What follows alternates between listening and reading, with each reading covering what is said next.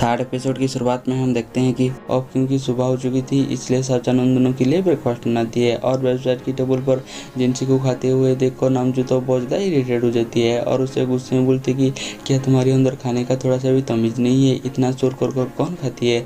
तो जिनसी उसे बताने लगती है कि मैं हमेशा ऐसे ही खाती हूँ, लेकिन मुझे पता नहीं था कि तुम ऐसे अजीब सा खाना खाती हो। बोलकर यहाँ से चल जाती है और नामजू तो उसकी बात पर बहुत ज़्यादा इरिटेट हो जाती है और उस साचन को बताने लगती है कि मेरा पेपर हो गई है इसलिए हम ऑफिस चलते हैं। बोलकर वो भी यहाँ से चल जाती है और दूसरी तरह जिनसी अपने कॉलेज जाने वाला बॉस को मिस कर देती है। तभी वो बस स्टैंड के ऊपर खड़ा हुआ होती है तो वो दिखती है कि उसकी तरफ नामजू का कार आ रही है, इसलिए वो जाकर नामजू को रुकती है और उसे बताने लगती है कि मेरा कॉलेज यहाँ से बहुत ज़्यादा दूर है इसलिए मुझे थोड़ा सा लिफ्ट दे दो। लेकिन नामजू साचन को बताने लगती है कि तुम इस बात को इग्नोर करो और आगे चलने के लिए बोलती है। लेकिन जिनसी जाकर नामजू की कार के सामने रुक जाती है और जैसे ही कार रुकती है तो वो नामजू के पास आती है। तो नामजू उससे गुस्से में बोलते हैं कि क्या तुम्हें क्लोज याद नहीं है कि पार्टी भी को कभी भी परेशान नहीं कर सकती। तो जिनसी भी उससे गुस्से में बोलते कि अगर मैं तुम्हारे घर में नहीं रुकता तो मैं कॉलेज के लिए लेट नहीं होता। और इस बात पर तो नामजू उसे कुछ भी बोलता नहीं है और उसे अंदर आने के लिए अलाउ कर देती है और जिनसी तो बहुत ज़्यादा खुश होकर अंदर चली जाती है।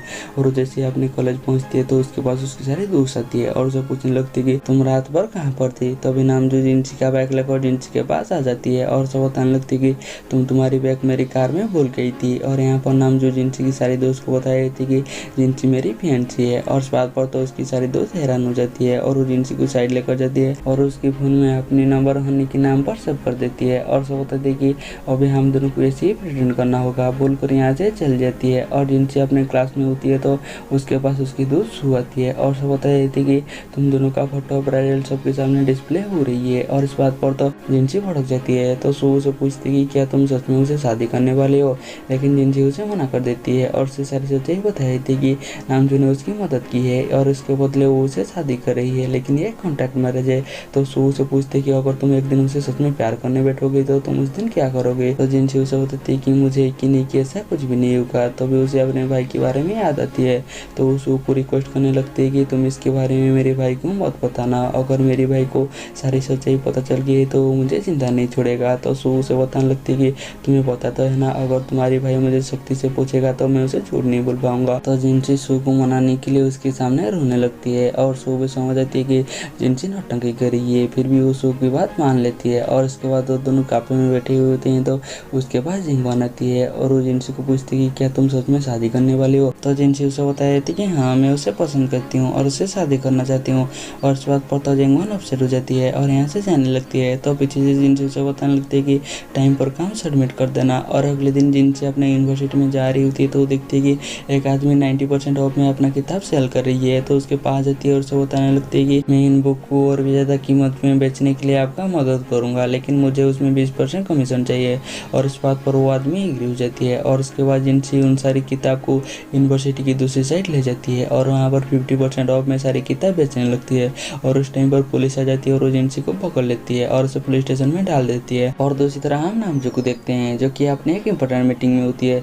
तो अभी उसे जिनसी कॉल करती है और उसे बताती है कि मैं अभी जेल में हूँ इसलिए तुम आकर मुझे जेल से निकालो।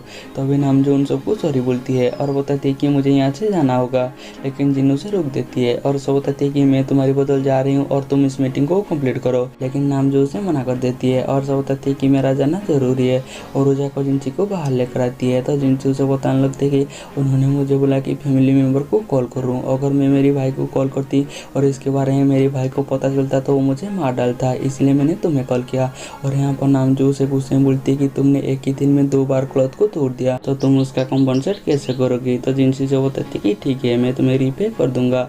और उसके बाद नामजू जिनसी को छूने के लिए उसकी यूनिवर्सिटी में जाती है तभी उनके पास जिन भी आ जाती है। और जब जिन को पता चलती है कि जिनसी बुक सेल करते हुए पकड़ी गई थी तो वो जिनसी को बताने लगती है कि मेरे जान पहचान में एक स्टोर है, अगर तुम चाहो तो मैं वहाँ पर तुम्हारे लिए बात कर सकती हूँ और तुम वहाँ पर तुम्हारी बुक को भेज सकते हो। और इस बात पर तो जिनसी खुश रहती है और जैसे ही वो जिन को कुछ बोलने वाला होती है तो उससे पहले ही नामजू उसे गुस्से में घूरती है, इसीलिए जिनसी यहाँ पर चुप हो जाती है।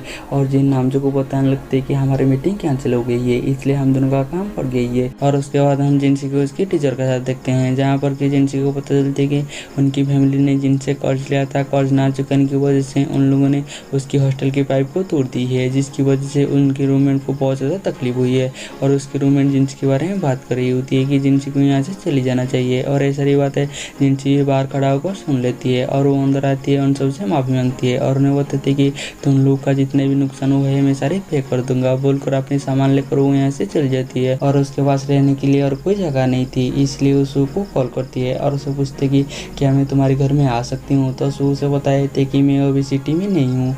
और वो जैसे ही और कुछ बात करने वाले होती है तो उस टाइम पर जिनसी का मोबाइल स्विच ऑफ हो जाती है और जैसे ही जिनसी जा रही होती है तो उसे ऐसा लगती है कि उसका कोई पीछा कर रही है। और इस बात पर तो जिनसी बहुत ज़्यादा घबरा जाती है, इसलिए उसके पास और कोई चारा नहीं होता, इसलिए वो नामजू की फ्लैट की तरफ जाने लगती है।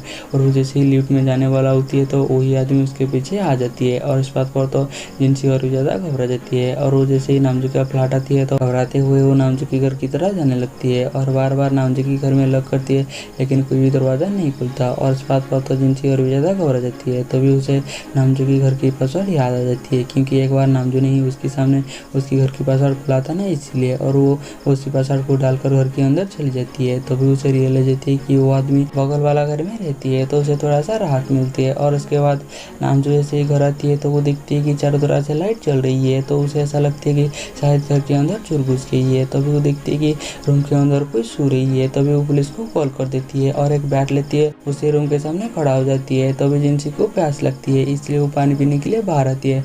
तभी नामजू उसके ऊपर हमला कर देती है और वो जैसे ही जिनसी को देखती है तो वो रुक जाती है। और यहीं पर हमारी एपिसोड खत्म हो जाती है। हम मिलेंगे जल्दी ही नेक्स्ट एपिसोड में।